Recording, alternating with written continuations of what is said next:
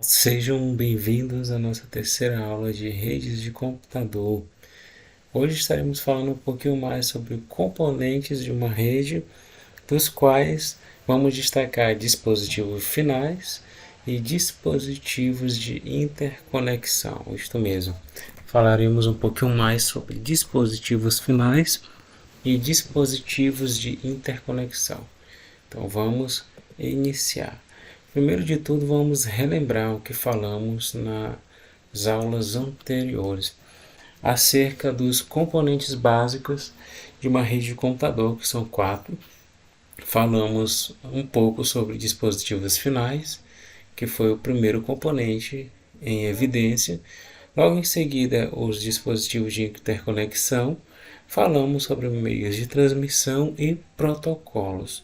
Essa parte, meios de transmissão e protocolos, vamos falar com mais detalhe posteriormente. Já até citamos algumas coisas, mas vamos chegar em modelo OSI, vamos chegar em modelo TCP/IP, falar um pouquinho sobre os cabos. Porém, agora vamos frisar a questão dos dispositivos finais e dispositivo de interconexão. São os principais dos quatro que podemos destacar dentro de uma rede de computador. Então vamos lá. O que são dispositivos finais? São conceitos bem básicos. Dispositivos finais utilizam a rede para enviar, receber ou processar informações e também representam os pontos terminais da comunicação na rede. Só mais uma vez que é para você internalizar. São dispositivos ou são aqueles que utilizam a rede para enviar, receber ou processar informações e representam os pontos terminais da comunicação na rede.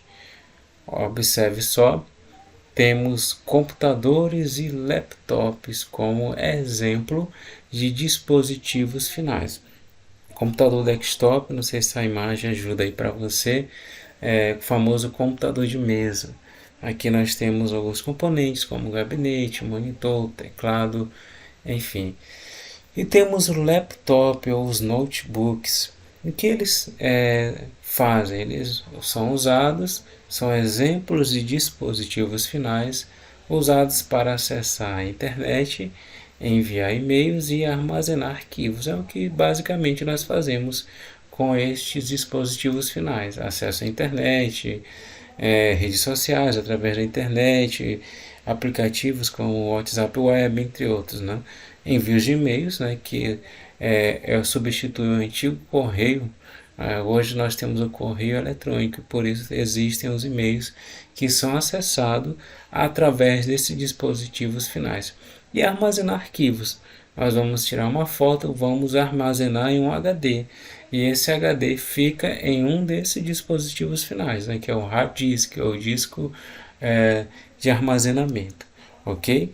Indo um pouquinho mais, nós vamos também ver os exemplos que provavelmente você deve ter em mãos agora, o smartphone e tablets. Citamos nas aulas anteriores que smartphones são apenas fones ou telefones inteligentes e tem os tablets, que é uma espécie de smartphone um pouquinho maior, né? Vamos dizer de uma maneira bem simples. Então, esses dispositivos finais são dispositivos móveis, né, que eles podem ser deslocados facilmente. Também se conectam à rede via Wi-Fi, a rede sem fio. Você não vê uma entrada, nós chamamos de entrada RJ45, você não vai observar nos dispositivos móveis. Porém, você vai ver a opção de se conectar a uma rede. É por isso que quando chegamos em um determinado lugar, sempre vamos perguntar qual a senha da Wi-Fi.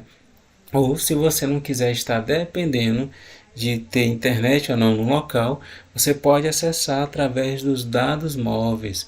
Algumas operadoras oferecem, né, os serviços de controle, onde você tem dados móveis, ou você pode estar colocando crédito no seu smartphone e terá também, através de alguma operadora, o acesso aos dados móveis. Um exemplo também dispositivo final seriam as impressoras de rede. Mais uma vez, ela aparecendo aqui na nossa telinha.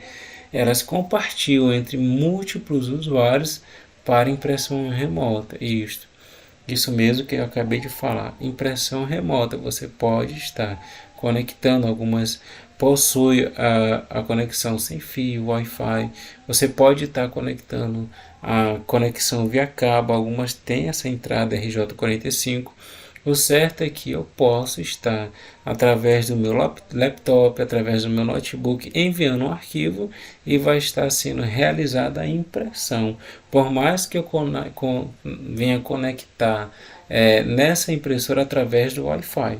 Um exemplo, vou falar bem mais calmo para você entender. Eu estou aqui na minha rede sem fio, a minha impressora está conectada via cabo em uma outra sala e eu consigo enviar um, um arquivo através dessa rede, através da rede de computador, e vai chegar ali na minha impressora. Mesma coisa também a opção de scanner.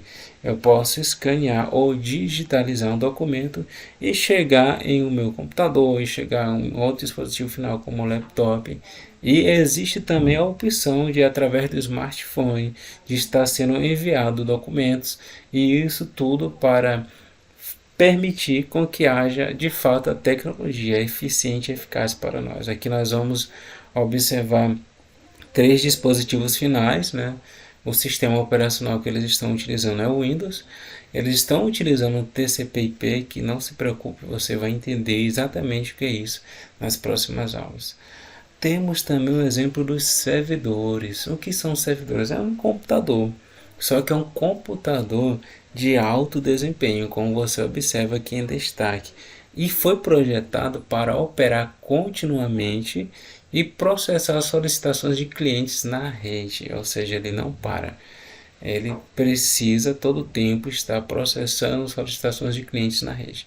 Diferente de um computador comum que você tem aí, ele possui hardware robusto e software especializado para garantir alta disponibilidade, segurança e escalabilidade.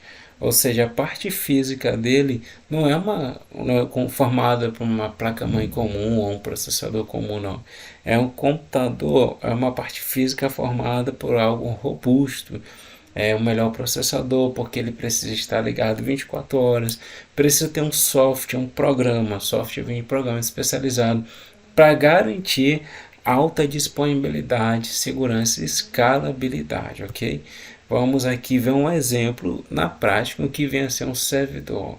Servidores funcionam dentro de um data center, normalmente vão armazenar algo, já vamos citar três exemplos de servidores, fica aí que você vai entender.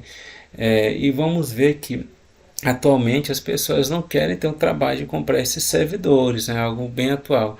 Ninguém quer ter o trabalho de estar montando esses cabos, estar configurando, entre outras coisas. O que as pessoas geralmente fazem é contratar servidor em nuvens. Vamos ter só um vídeo para falar sobre servidores em nuvens, onde eu vou estar contratando um serviço, por exemplo, do Drive lá da Google. Eu vou estar utilizando o serviço deles, que já está preparado, que é robusto, que é de alta qualidade. E é diferente de eu montar meu próprio servidor, que eu vou gastar um pouquinho mais e às vezes não vai chegar na qualidade, por exemplo, da Google, da AWS, entre outras empresas de computação em nuvens. Então aqui nós vemos um exemplo de servidor, que também é um exemplo de dispositivo final. Certo? Aqui nós destacamos, só para falar um pouquinho mais sobre servidores, temos o servidor web, a título de exemplo, temos o servidor de arquivo e temos o servidor de e-mail. O servidor web é para o povo da programação. Aqui ele serve para hospedar sites, aplicações online, e utiliza tecnologias como Apache. Quem programa sabe muito bem do que eu estou falando. Temos também o servidor de arquivos, armazena e compartilha arquivos entre usuários da rede. Usa protocolos como FTP, inclusive FTP, só para adiantar, vem de File Transfer Protocol, protocolo de transferência de arquivo. Tem o SMB do Windows e o NFS do Linux. E para facilitar o acesso remoto, o que eu quero? Eu vou salvar todos os documentos da minha empresa. Eu vou posso estar utilizando um servidor de arquivos. Só que eu não vou estar colocando o servidor fisicamente, porque isso é um risco. Imagine só você ter toda a vida daquela empresa em um local e de repente o HD queima. Como é que você vai ficar? Então é preferível que esse servidor seja contratado, como por exemplo o Drive da Google, que já foi citado, e o AWS. Mas aqui temos exemplos dos protocolos que o servidor de arquivo geralmente trabalha, que é o FTP, SMB, NFS. Temos também o servidor de e-mail. Ele envia, recebe e armazena e-mails de usuário. Quais os protocolos que nós trabalhamos no servidor de e-mail? SMTP para envio e MAP e POP3 para recebimento. Anote bem isso, principalmente para a galera do concurso, que cai bastante sobre esses protocolos. SMTP, envio, e MAP POP3, recebimento, ok? Indo mais adiante, vamos falar sobre as câmeras IPs, também exemplo de dispositivos finais. Temos aqui, são dispositivos de monitoramento que transmitem imagens por meio da rede. Exatamente, a função é transmitir imagem por meio da rede. Certamente muitas pessoas já contrataram, muitos condomínios contratam, empresas entre outros, e provavelmente são em câmeras como essa cara aqui que você consegue ver, né? São câmeras que pegam IP e aqui você faz o monitoramento através de um software, ok? Esses foram apenas exemplos de dispositivos finais. Teríamos uma infinidade de exemplos, mas vamos parar por aqui, né? Falamos sobre a câmera IP, que nós acabamos, voltando aqui, acabamos de mostrar, falamos sobre os servidores, falamos sobre as impressoras de rede, smartphones e tablets, computador e laptops. Agora vamos falar um pouquinho, avançar aqui rapidinho, para a gente falar aqui sobre dispositivos de interconexão. Que são eles? São responsáveis por conectar os dispositivos finais. Eles que conectam os dispositivos finais e garantem que os dados trafeguem corretamente dentro da rede. Exatamente. Conectar os dispositivos finais, garantindo que os dados trafeguem corretamente dentro da rede. Quem são eles? Switches. Mais uma vez ele aparece aqui na nossa frente. Switches são equipamentos que conectam vários dispositivos dentro de uma rede local LAN, que já foi falado em tipos de redes. Se você tiver dúvida, é só voltar um vídeo. E encaminha os dados de forma eficiente. Aqui está a cara do switch. Geralmente ele aparece com essas entradinhas que nós chamamos de portas. Aqui é um switch de 48 portas e conecta outro switch, que a gente chama de cascateamento de switch, ou simplesmente ele vai fornecer a conexão cabeada, por exemplo, para um computador de mesa, ou então um notebook que tem entrada RJ45. Temos os roteadores, já falamos e vamos falar mais uma vez para você gravar. A função do roteador é interligar redes diferentes. Mais uma vez, a função do roteador é interligar redes diferentes, como uma LAN e a internet. Direciona um pacote de dados pelo caminho mais adequado. Aqui temos um exemplo. Temos um computador que se conecta ao roteador, que se conecta à rede 1, rede 2, rede 3, rede 4, rede 5, que vai chegar em outro computador que está numa rede diferente. Ele está bem aqui fazendo meio de campo, ok? E também não podemos esquecer da parte de rede sem fio, ponto de acesso, ou access point, no português, na língua portuguesa, ponto de acesso. Um dispositivo usado para expandir rede sem fio, Wi-Fi, permitindo que dispositivos móveis, laptops e outros equipamentos se conectem à rede sem a necessidade de cabos. O objetivo é tirar o excesso de cabos, isso esteticamente é bem melhor, enfim, entre outras vantagens. Aqui temos um exemplo aqui de um access point que está ligando aqui, está cobrindo aqui a covered area, está cobrindo essa área que está chegando nesses 3 clientes, ok? E aqui finalizamos a nossa parte de dispositivos finais e dispositivo de interconexão. Qualquer dúvida, entre em contato conosco através do aplicativo da Udemy.